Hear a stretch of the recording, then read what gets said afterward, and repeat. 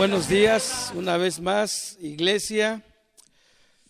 Deseamos que se encuentren muy bien, se encuentren disfrutando del gozo del Señor, disfrutando de su presencia, su paz, su fortaleza.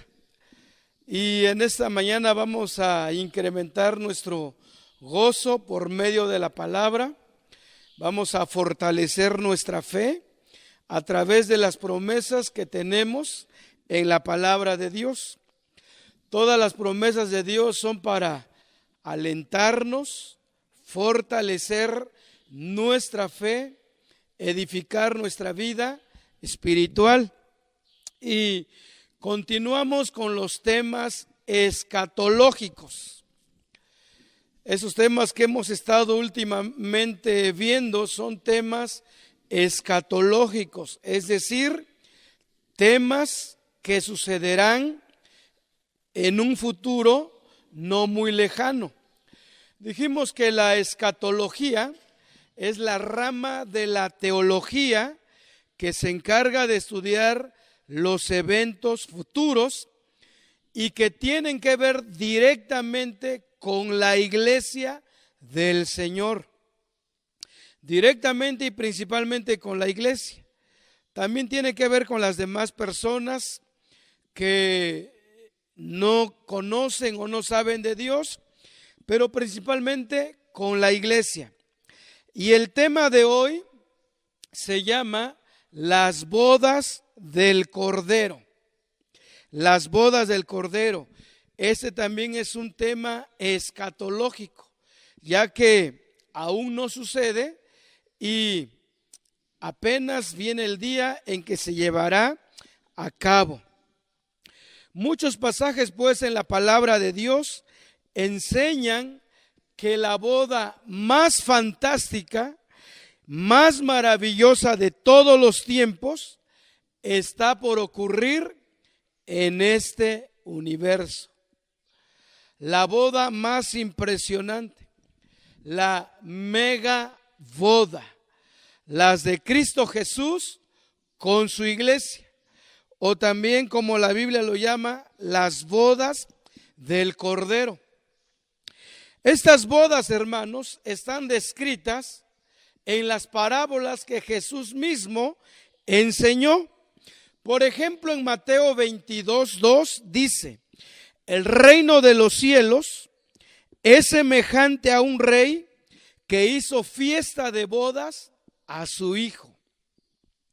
En Mateo 25:1 leemos: entonces el reino de los cielos será semejante a 10 vírgenes que tomando sus lámparas salieron a recibir al esposo. Estas bodas también están escritas en la visión que tuvo el apóstol Juan en la isla de Patmos. Y en Apocalipsis 19:7 dice así: gocémonos y alegrémonos y démosle gloria, porque han llegado las bodas del Cordero y su esposa se ha preparado. Versículos que nos describen o nos advierten sobre las bodas del Cordero. Ahora, ¿quién será el anfitrión de esta boda, hermanos? ¿Quién es el organizador principal?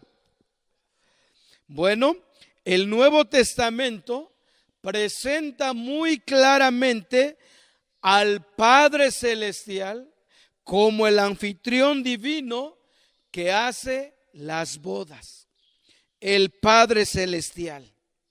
Ahora, ¿quién es el esposo? Pues es muy fácil de deducirlo, ya lo sabemos. Y el esposo o el novio, hasta este momento, es el Hijo amado del Padre. El novio o el esposo es el Hijo amado del Padre. Por ejemplo, ¿dónde escuchamos esta declaración? Allá en Mateo capítulo 3, verso 17, justamente en el bautismo de Jesús en el río Jordán, a través de Juan el Bautista, dice la Biblia que cuando él subía del agua, el Espíritu Santo vino sobre él en forma de paloma. Y se oyó una voz desde los cielos que dijo: este es mi Hijo amado, en quien tengo complacencia. Otra versión dice: este es mi Hijo amado, en quien me gozo. Una versión más dice: este es mi Hijo amado, a quien he elegido. Entonces, en el bautismo de Jesús, allá en el río Jordán, se escucha la voz del Padre, la voz del anfitrión de estas bodas diciendo: este es mi Hijo amado. También en el monte de la transfiguración, cuando estaba Jesús con 3 de sus discípulos, Pedro, Jacobo y Juan, y de repente Jesús empieza a transformar, empieza a tener un cuerpo glorioso, un cuerpo resplandeciente. Y de pronto aparece Elías y Moisés. Y entonces Pedro dijo: Señor, qué bueno que estamos aquí. ¿Te parece si hacemos 3 enramadas? Una para ti, otra para Moisés y otra para Elías. Y entonces dice que se oyó una voz desde la nube que los cubría. Y esta voz una vez más dijo: este es mi Hijo amado, en quien tengo complacencia, a él oíd. Una vez más, la voz del Padre, ahora desde la nube, diciendo: este es mi Hijo amado. Entonces, el novio o el esposo de estas bodas es el Hijo amado del Padre. Miren, también Juan el Bautista dijo lo siguiente. Allá en Juan 3, 29 y 30 dice así: el que tiene la esposa es el esposo, mas el amigo del esposo que está a su lado y le oye, se goza grandemente de la voz del esposo. Así pues, mi gozo está cumplido. Es necesario que yo mengüe, pero que él crezca. Juan el Bautista, él se miraba a sí mismo como el amigo del esposo. Y dice que él estaba a su lado. Y su deseo era que el esposo, que el Hijo amado creciera, se enalteciera y él cada vez fuera menos. Bien, el mismo Señor Jesucristo allá en Lucas 5:34 dijo así: Él les dijo: ¿podéis acaso hacer que los que están de bodas ayunen entre tanto que el esposo está con ellos? Mas vendrán días cuando el esposo les será quitado, y entonces en aquellos días ayunarán. Queda demostrado pues que el esposo es el Hijo amado de Dios, el Hijo amado del Padre, el anfitrión de estas bodas. Jesucristo es el esposo. Ahora, ¿quién es la esposa del Cordero o del Hijo amado? Bien, en Efesios queda bien demostrado que es la iglesia la esposa del Cordero.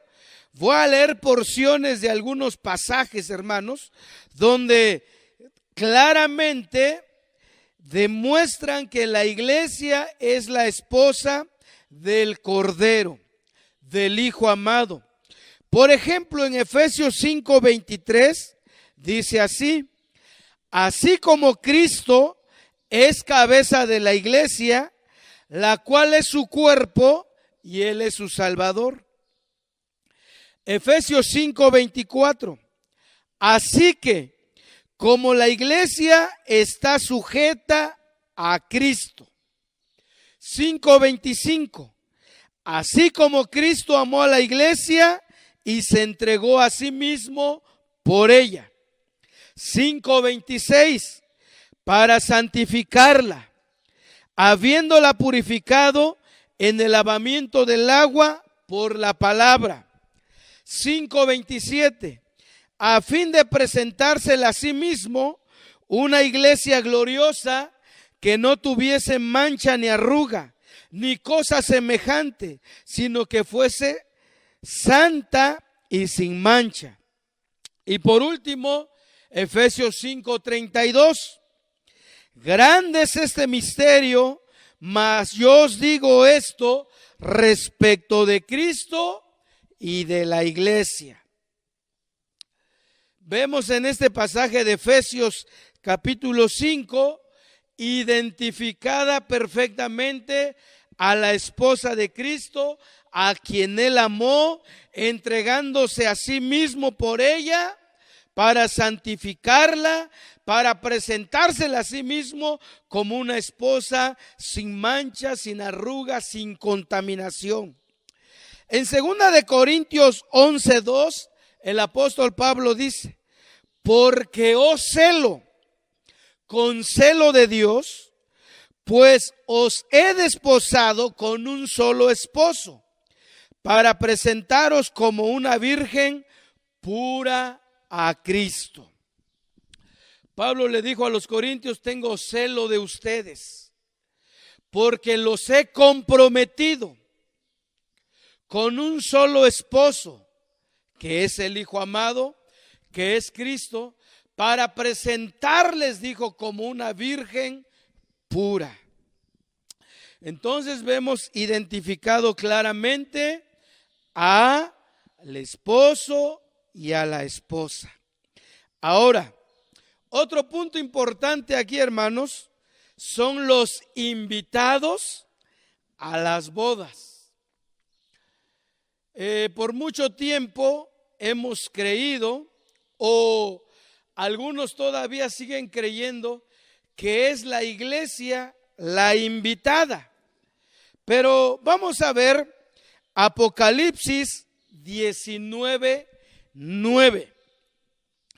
Lo voy a leer, dice así: y el ángel me dijo: escribe, bienaventurados los que son llamados a la cena de las bodas del Cordero. Y me dijo: estas son palabras verdaderas de Dios.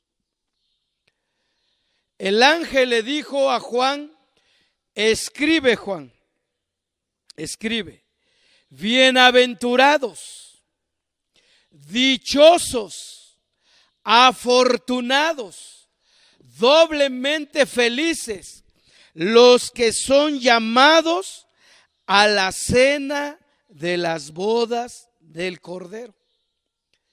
¿Quiénes son los invitados? ¿Quiénes son los llamados a la cena, a la celebración de las bodas del Cordero? ¿Usted qué opina? ¿Quiénes son los llamados? ¿Será la iglesia misma? ¿Será la novia misma? ¿O quiénes? Bien, hemos estado viendo, hermanos, en nuestros estudios anteriores, principalmente en el tema del arrebatamiento, que la novia de Cristo, que será levantada en el arrebatamiento, dijimos que son todos aquellos cristianos que se entregaron a Cristo o afirmaron su vida y estuvieron presentes desde el día del Pentecostés. Acordémonos que hubo un Pentecostés, hubo un derramamiento del Espíritu Santo. Y en ese día, el lugar donde estaban reunidos, que era en el aposento alto, fueron llenos del Espíritu Santo. Vino un derramamiento del Espíritu Santo y los envolvió a todos. Los llenó. Y en ese día nació la iglesia cristiana. En ese día nació la novia de Cristo. Entonces, la iglesia que será llevada en el arrebatamiento, dijimos que son todos aquellos que estaban reunidos en el aposento alto en el día de Pentecostés, hasta el último que se haya arrepentido y entregado su vida a Cristo momentos antes del arrebatamiento. Va a haber mucha gente que va a entregar su vida a Cristo antes de que suceda el arrebatamiento. Entonces, ese grupo que se levantará en ese día constituye la iglesia de Cristo, la novia de Cristo, y que posteriormente será su esposa. Entonces, como sabemos, una novia nunca es invitada a su propia boda. Jamás. Si la novia se negara a ir, pues simplemente no hay boda. Entonces no puede ser la novia, no puede ser la iglesia que subió en el arrebatamiento los invitados a la cena de las bodas del Cordero. ¿Quiénes serán? Bueno, como ya hemos visto, hay otros grupos. Recordemos, hermanos, que cuando Cristo regrese a la tierra, ojo acá con estos datos, cuando Cristo regrese nuevamente a la tierra, cuando sus pies se afirmen sobre el monte de los olivos, a través del Apocalipsis sabemos de que Él regresará con toda la iglesia que subió en el arrebatamiento. Y cuando justamente Él está descendiendo a la tierra, habrá otra resurrección. Otra resurrección que dijimos es parte de la primera resurrección. Porque la primera resurrección consta de dos momentos, consta de dos partes. Aquellos muertos en Cristo que se levantarán en el arrebatamiento, y aquellos que al final de la gran tribulación o a la vuelta de Cristo a la tierra se levantarán también de sus tumbas, pero estos ya no van a ir al cielo, ¿verdad? Porque ya terminó el momento de haber estado en el cielo. Simplemente resucitarán para nunca más volver. Bueno, vamos ordenando las ideas. Cristo regresa con su esposa, la iglesia que subió en el arrebatamiento.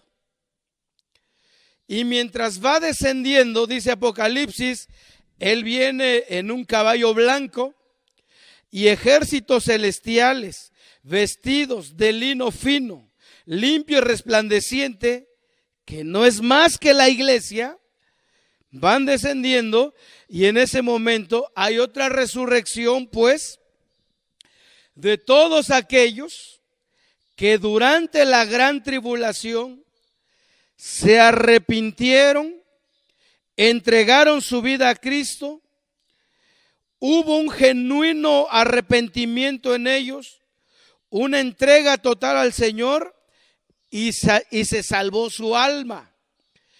Aunque fueron muertos físicamente, pero su alma se salvó y resucitan justamente cuando Cristo desciende a la tierra con la iglesia, con su esposa. Bien, también al final de la gran tribulación dijimos que van a resucitar todos los justos, todas aquellas personas que creyeron en Dios, amaron a Dios, glorificaron a Dios con sus vidas. Y estos, pues, desde Adán, Eva, Abel, Set, Abraham, sus hijos, Moisés, Josué, José, el rey David, todos los profetas, todos los reyes buenos, todos los levitas que creyeron en Dios, en fin, todos los santos del Antiguo Testamento, también dijimos que tendrán parte en la resurrección cuando Cristo baje a la tierra. Entonces, aquí ya tenemos dos grupos que serán los invitados a la cena de las bodas del Cordero. Los santos del Antiguo Testamento que resucitan al final de la tribulación, y todos los gentiles, pero también yo creo que habrán israelitas que durante la tribulación creyeron en Jesucristo y fueron salvos. Estos también son otro grupo de invitados a la cena de las bodas. Nos falta un grupo más, y ya sabemos que es el pueblo de Dios, el pueblo de Israel. El pueblo de Israel que estará escondido milagrosamente en la ciudad de Petra y en la ciudad de Bosra, dos ciudades principales de Edom, de la tierra de Edom. Dice la Biblia que el anticristo no podrá destruir la tierra de Edom, y es que Dios tiene el propósito de allí salvaguardar a su pueblo. Entonces, el otro grupo que será invitado a la cena de las bodas son los israelitas que escaparon de la mano de la bestia o del anticristo. Pero yo pienso que también va a haber ángeles presenciando esta fantástica celebración de las bodas del Cordero, hermanos. Ya que los ángeles también tuvieron parte en nuestra salvación, también yo creo que van a estar presentes, presenciando, siendo testigos, gozándose con Cristo, con su esposa y todos los invitados. Entonces, hemos pues descubierto quiénes serán los invitados a la cena de las bodas del Cordero. Muy bien, vamos a seguir adelante. El orden de estas bodas, hermanos. El orden de las bodas del Cordero. ¿Cómo será? ¿En qué orden se llevará a cabo? Al menos aquí en el occidente, al menos aquí con los latinos, al menos aquí en México, o más directamente aquí en Oaxaca, cuando una pareja se va a casar, sabemos de que el joven juntamente con sus padres, pues van a pedir la mano de la novia. Van a hacer el comunicado oficial de que estos jóvenes pues se han conocido, se han encariñado, se han hecho novios y pues ahora tienen planes de casarse. Y entonces ponen una fecha especial para que el novio y sus papás y otros familiares cercanos van a la casa de la novia a pedirle la mano. Bueno, aquí se acostumbra llevar un presente, ¿verdad? Pero, ¿cómo serán las bodas del Cordero? Las bodas del Cordero, hermanos, fíjense que seguirán el lineamiento o el patrón original que marcaba el Nuevo Testamento en los tiempos de Jesús, o se llevará de acuerdo a la costumbre y tradición de una boda judía, de una boda como lo celebraban al menos en los tiempos de Jesús los israelitas. Y la boda o una boda en los tiempos del Nuevo Testamento consistía en 3 etapas. Vuelvo a repetir, una boda en los tiempos del Nuevo Testamento, en los tiempos de Jesús, consistía de 3 etapas. Y la primera etapa se le conocía como la etapa del desposorio. No se le olvide, la primera etapa de una boda judía era el desposorio. Y los matrimonios neotestamentarios frecuentemente empezaban cuando la pareja era muy joven. Y todo esto era iniciativa del padre del novio. Generalmente era el padre del novio el que elegía, el que escogía esposa para su hijo.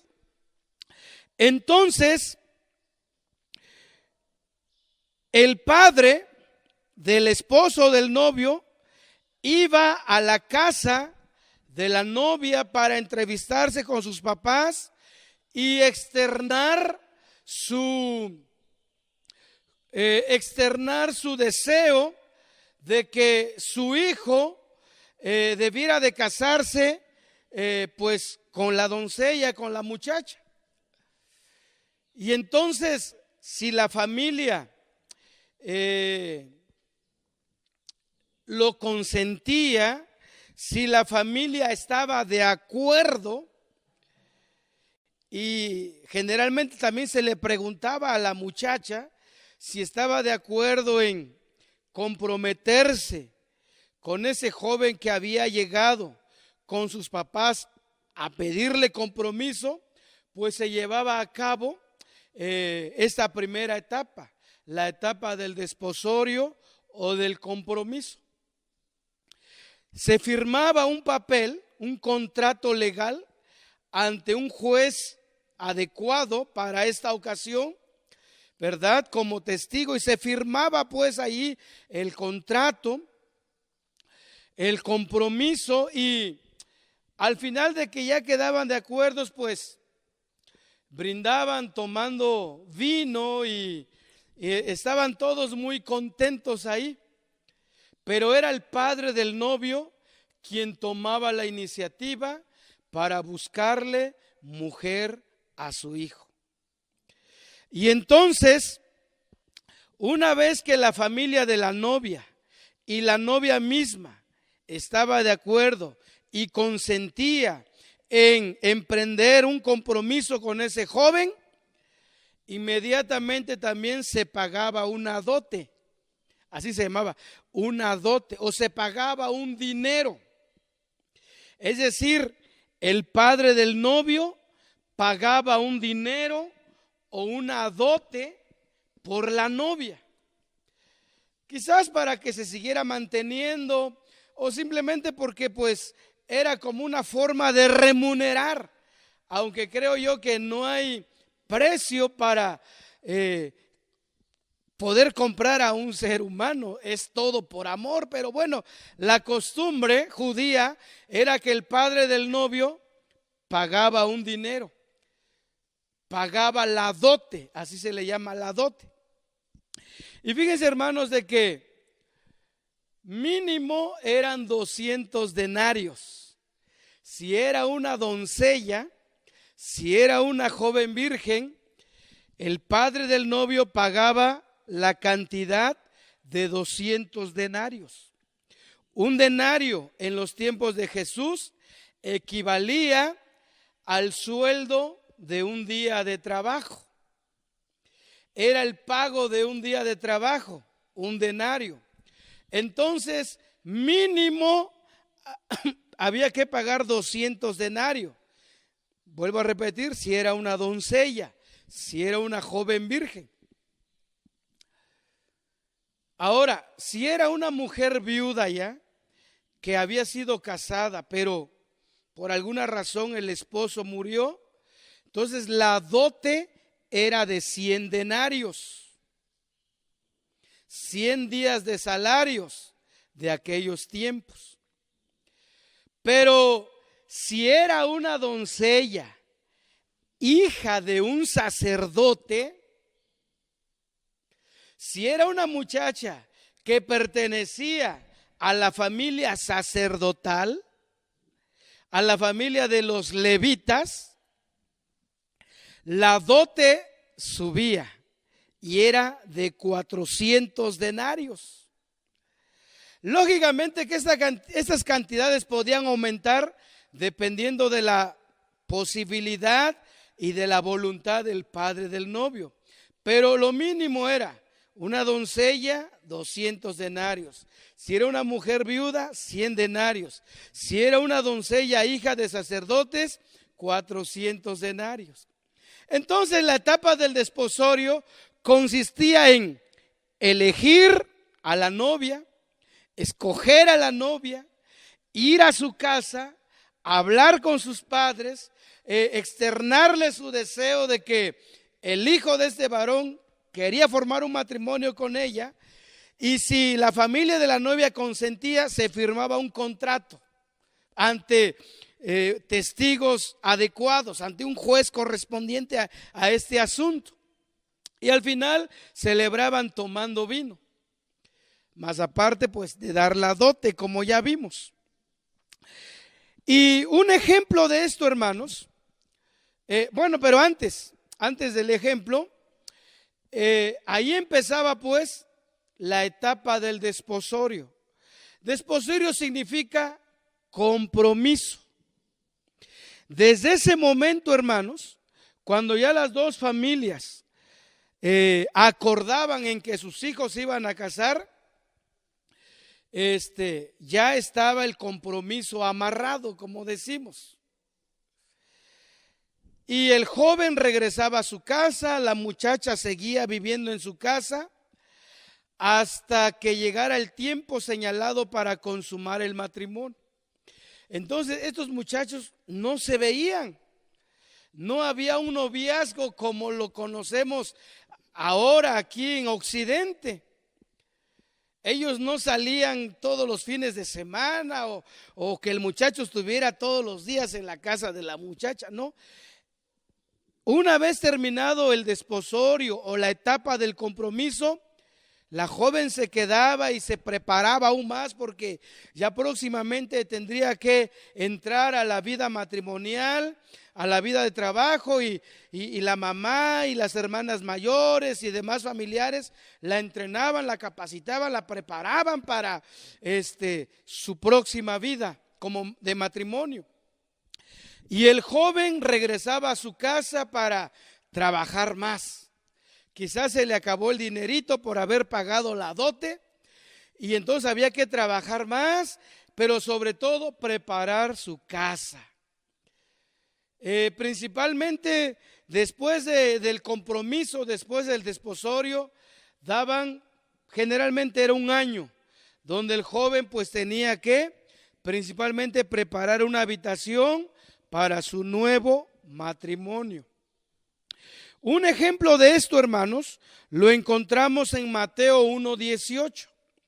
En el caso de María y José, dice Mateo 1:18, el nacimiento de Jesús fue así: estando desposada María su madre con José, antes que se juntasen, se halló que había concebido del Espíritu Santo. Tanto María como José eran de Belén y muy seguramente habían sido desposados o comprometidos desde la infancia. Sus padres los habían comprometido desde la infancia. Y entonces, pero ahora resulta que María está encinta, está embarazada antes de que se pudiera consumar el matrimonio. José pues solamente pudo llegar a una conclusión de que María le había sido infiel, que mientras él trabajaba, mientras él ahorraba un dinero, mientras hacía su casa, mientras estaba pues haciendo más muebles, pues porque se dedicaba a la carpintería, ahora él piensa que María pues lo traicionó, pero no fue así como ya lo sabemos. Entonces el ángel Gabriel, el ángel mensajero, le tuvo que explicar a José las glorias del nacimiento virginal. Le tuvo que explicar pues el porqué de su embarazo. Entonces, hermanos, con esto en mente, con este trasfondo de cómo era una boda judía en los tiempos de Jesús, podemos decir, podemos aseverar que las bodas de Cristo con la iglesia se encuentran todavía en esta primera etapa, que es la etapa del desposorio, la etapa del compromiso, como dijo Pablo: yo los he desposado, los he comprometido con un solo esposo para presentarles como una virgen pura a Cristo.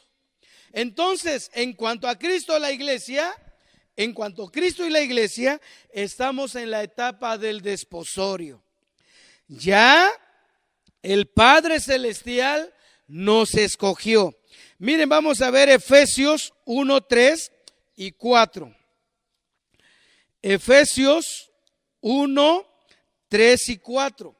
Dice ahí el 3: bendito sea el Dios y Padre de nuestro Señor Jesucristo, que nos bendijo con toda bendición espiritual en los lugares celestiales en Cristo. Verso 4: según nos escogió en Él antes de la fundación del mundo, para que fuésemos santos y sin mancha delante de Él.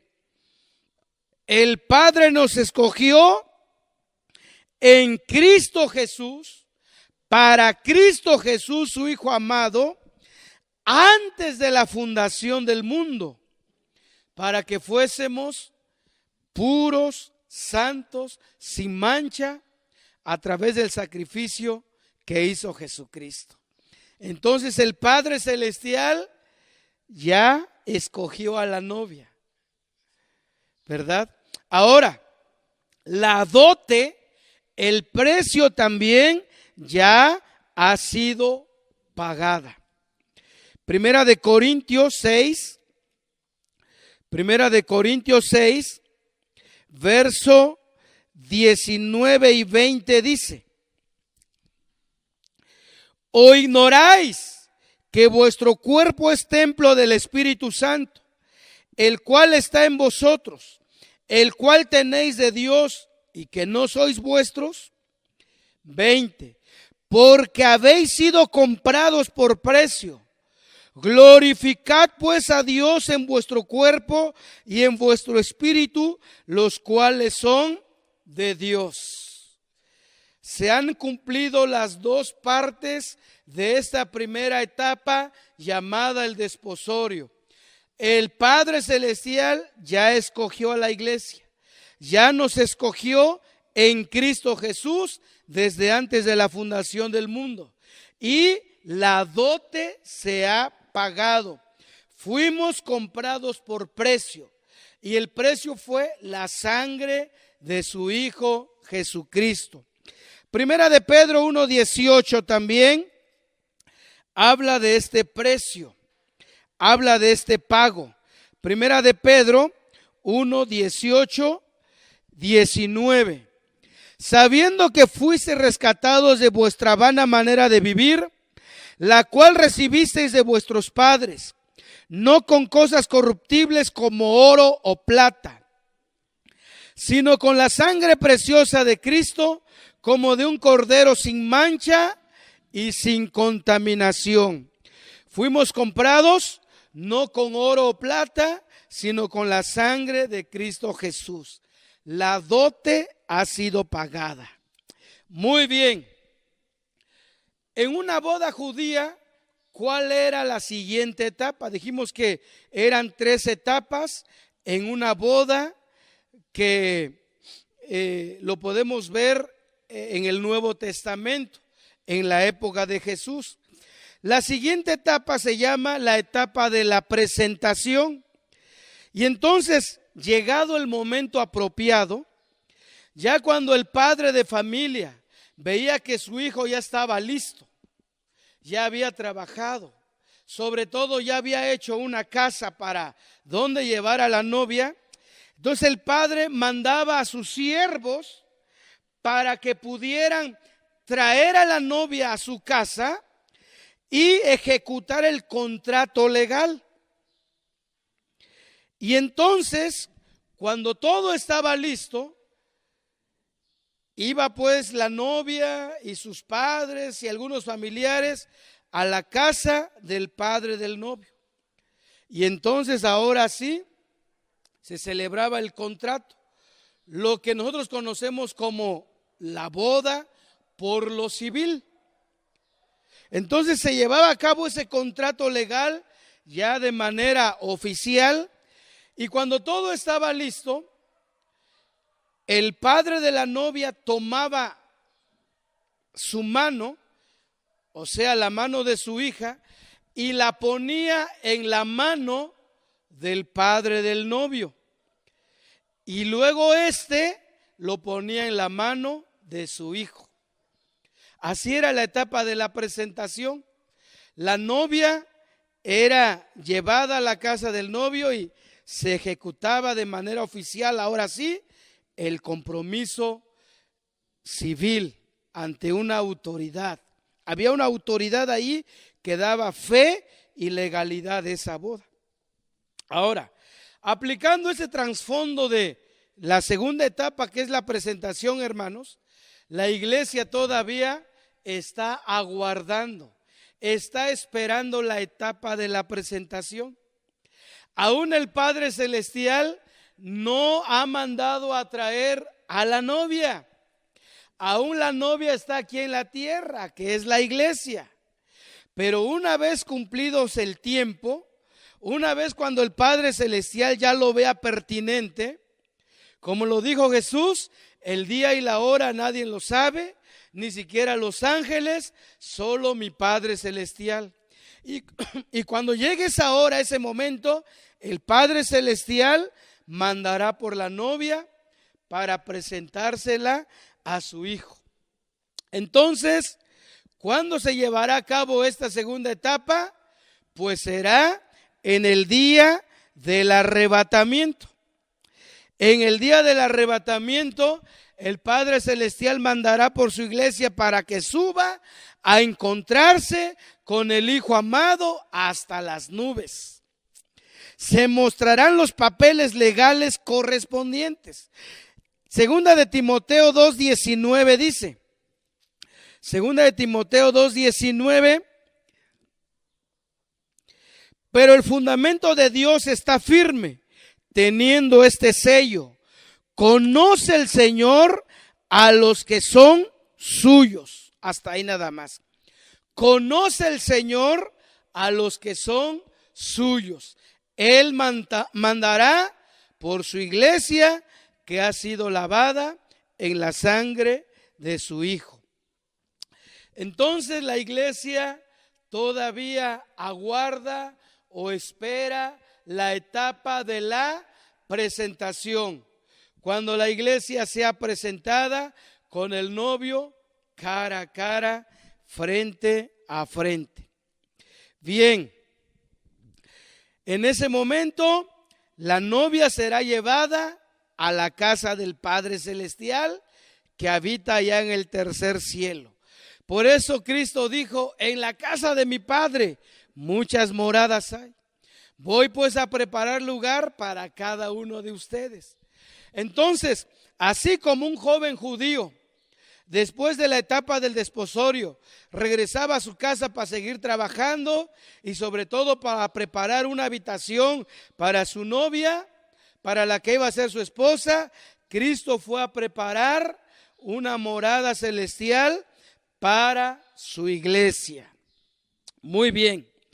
Luego venía la etapa de la celebración, la tercera etapa. Después de completada la ceremonia de casamiento de manera privada en la casa del padre del novio, después empezaba una gran cena pública. donde habían muchos invitados. Fue precisamente, hermanos, en una celebración de estas, donde Jesús hizo su primer milagro de convertir el agua en vino, allá en las bodas de Caná de Galilea. Fue en una de estas celebraciones. Ya había pasado el desposorio, ya había pasado el tiempo de la presentación, ahora estaban de manteles largos, ahora estaban celebrando, y entonces ahí fue invitado Jesús e hizo su primer milagro. Bien, entonces vamos a ver un poquito la fecha de las bodas. Es lo que ya hemos estado viendo, pero vamos a recalcarle una vez más la fecha de las bodas. A la luz de lo que ya hemos dicho, pareciera que la ceremonia de las bodas, de la etapa de la presentación, que se llevará a cabo en privado en el cielo, tal vez un poquito después del tribunal de Cristo. O sea, una vez que la iglesia sea purificada en cuanto a sus obras y solamente queden obras justas, obras de plata, de oro, de piedras preciosas que resistieron al fuego, que resistieron a esa mirada penetrante de Jesús que todo lo ve, todo lo examina y todo lo escudriña. Y una vez que hayan quedado solamente las buenas obras, enseguida pues viene esta boda en privado allá en el cielo, donde el Padre Celestial tomará la mano de la novia de la iglesia y lo pondrá en la mano de su Hijo. Y esto será en el cielo, hermanos. Esta presentación será en privado, será en el cielo, será únicamente con la novia y el novio y el Padre Celestial, quien es el anfitrión. Desde luego, vuelvo a repetir, pues yo creo que estarán los ángeles, los arcángeles, los querubines, los serafines, todo ser viviente allá en el cielo.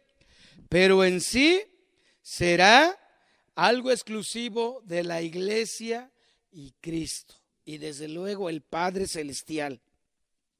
Bien, después viene la cena de las bodas, donde ya vimos que hay invitados.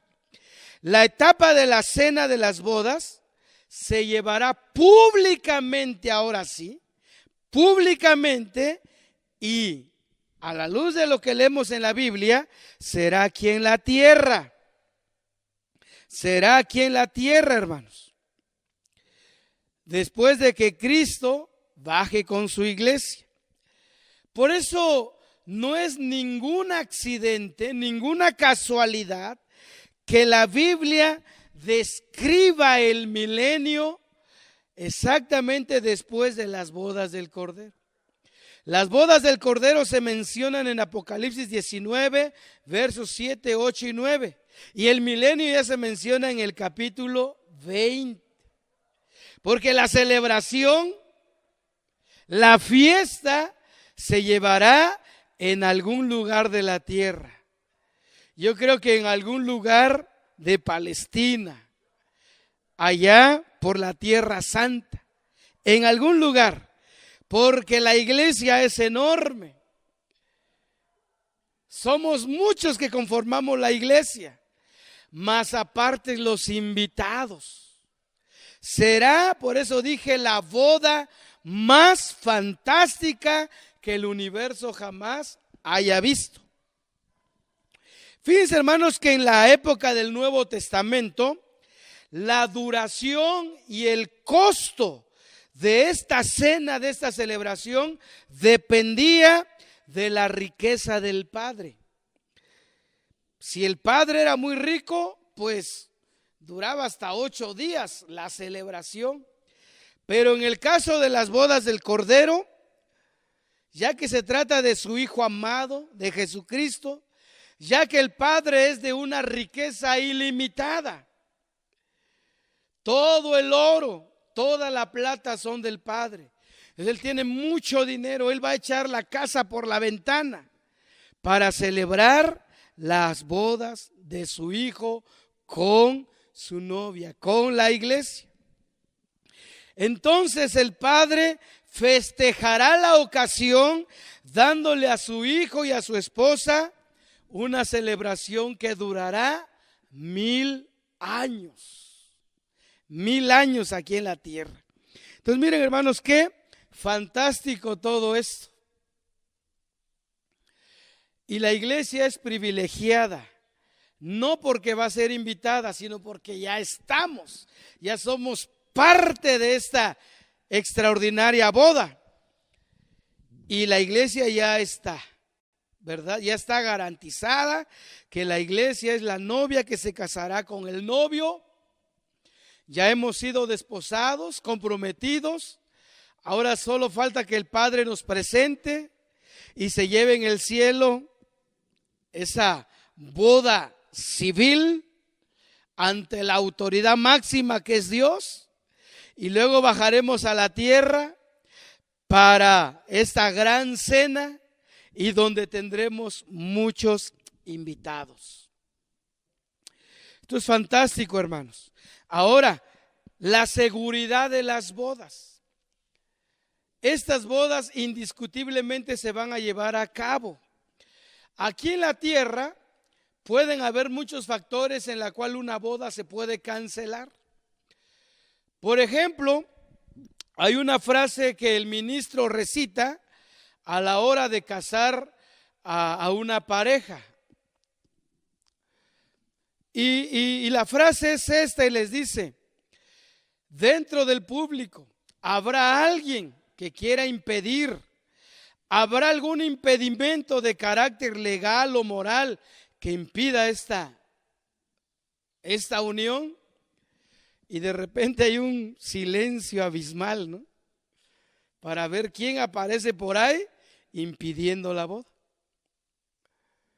Pero en el caso de Cristo y la iglesia, no hay nada que pueda impedir estas bodas, ¿verdad? Porque ya la novia no se puede arrepentir, el novio no se puede arrepentir, el esposo o el novio. ¿Por qué repito esposo y novio, hermanos? Porque miren, ya que dijimos que nos estamos basando a una boda judía, de jóvenes judíos, para ellos era lo mismo decir novio o esposo, porque desde el momento que se comprometían, aunque cada quien vivía en su hogar, ya se consideraban como esposos. Solo que solamente faltaba pues que se consumara el matrimonio en el día de la presentación y luego con la celebración. Pero desde el momento del desposorio ya eran considerados como esposos. Por eso es indistinto usar la frase novio o esposo. Entonces, estábamos en que el esposo ya ha expresado su amor por la esposa. Y no puede haber un rechazo de último momento. Ya vimos en Efesios que Jesucristo amó tanto a la iglesia que se entregó por ella. Él ya expresó todo su amor, ya mostró todo su amor, ya pagó el precio, ya pagó la dote. Él nunca cambia. Jesucristo nunca cambia. Él es el mismo de ayer, hoy, por los siglos. Y la novia, por su parte, pues ya ha sido glorificada y está sin pecado. Y por lo tanto no puede ser tentada a cambiar de opinión, a cambiar de parecer. Ella también ama al novio. También en un casamiento terrenal podría intervenir la muerte. Ha habido casos que antes que se llegue la fecha de la boda, alguien de los dos muere. O a veces la pareja de novios muere en un accidente. Pero en el caso de Cristo, la iglesia, esto nunca va a ocurrir. Porque la novia nunca jamás podrá morir. Ya la novia nunca jamás puede morir porque tiene al Eterno en su corazón, tiene a Jesús. Cristo dijo: el que cree en mí no morirá. Y en cuanto al novio, tampoco. Él dice que ya estuvo muerto, pero que ahora vive y que ya no puede morir más. Entonces, hay una seguridad que se vayan a llevar a cabo las bodas del Cordero. Entonces, hermanos, con esto quiero finalizar de que debemos estar preparados, debemos estar velando, porque en cualquier momento el Padre Celestial enviará por nosotros la iglesia, enviará por nosotros la novia para presentarnos con el novio, con el esposo y llevar a cabo esa boda en privado allá en el cielo, después del tribunal o el bema de Cristo, y seremos vestidos con lino limpio y resplandeciente, que serán nuestras obras de justicia. Y después bajaremos a la tierra para celebrar esta cena que durará muchos días, porque el anfitrión, el Padre Celestial, es de una riqueza ilimitada y además Él ama mucho a su Hijo amado y ama mucho a la esposa de su Hijo, que es la iglesia. Que Dios nos fortalezca con esas promesas y un día estaremos celebrando esto que hoy estamos predicando. Que Dios los bendiga, buenos días y hasta pronto. Alabad a Jehová.